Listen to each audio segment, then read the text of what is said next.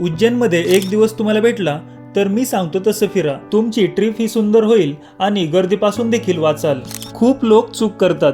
आधी महाकालेश्वरच्या दर्शनासाठी जातात. ते न करता सकाळी सकाळी सुरुवात तुम्ही कालभैरवाच्या दर्शनाने करा. सकाळी इथे गर्दी थोडी कमी असते. 9-10 वाजता इतकी गर्दी होते की 4-5 तास तुमच्या लाईनीमध्ये निघून जातात. त्यामुळे पहिलं कालभैरवाचं दर्शन करून गर्दीपासून दूर राहा.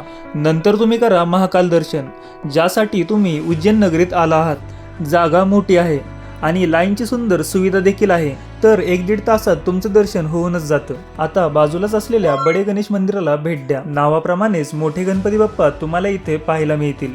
आता तुम्हाला एक ऑटो पर पर्सन 100 ते 150 रुपये बुक करायचे आहे. ऑटोवाला पहिले गडकालिका मंदिर दाखवेल, जे काली माताला समर्पित आहे. दुसरं ठिकाण ऑटोवाला दाखवेल स्थिरमन गणेश मंदिर. हे 2 मंदिरे दुपारी बंद होतात, तर योग्य वेळेत दर्शन करून घ्या.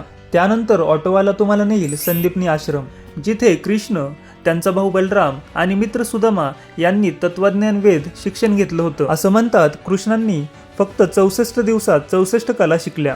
सर्व तुम्हाला इथे पाहायला मिळतील. आश्रम परिसरात एक जलकुंड देखील आहे. ऑटोवाला नंतर तुम्हाला मंगलनाथ मंदिर नेईल. पूर्ण भारतातून लोक इथे आपला मंगळ उतरवायला येतात. त्याच्या बाजूला असलेलं नवग्रह मंदिर देखील बघून घ्या. या सर्व जागा झाल्या तर ऑटोवाला तुम्हाला महाकाल मंदिर परिसरात सोडेल. तिथून तुम्ही वॉकिंग रामघाटवरील शिप्रा आरतीसाठी जा. सायंकाळी 6 वाजता ही आरती सुरू होते. त्यानंतर तुम्ही जा हरसिद्धी माता मंदिराकडे, जिथे आरती पाहायला खूप गर्दी होते, तर आधीच जागा पकडून घ्या. आरतीसोबत दीप प्रज्वलन केलं जातं, सोबत मंत्रोपचार, परफेक्ट थेरपी.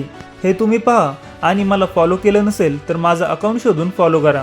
आरती झाली की रात्रीच्या अंधारात तुम्ही महाकाल कॉरिडॉर पाहून घ्या. सोबत शेजारीच असलेलं भारत माता मंदिर आणि रात्रीच्या 9 वाजता महाकालेश्वरच्या दर्शन लाईन मध्ये लागून जा. जर तुमच्या नशिबात असेल तर महाकालेश्वरची शयन आरती तुम्हाला पाहण्यास भेटेल, जी की आम्हाला भेटली होती.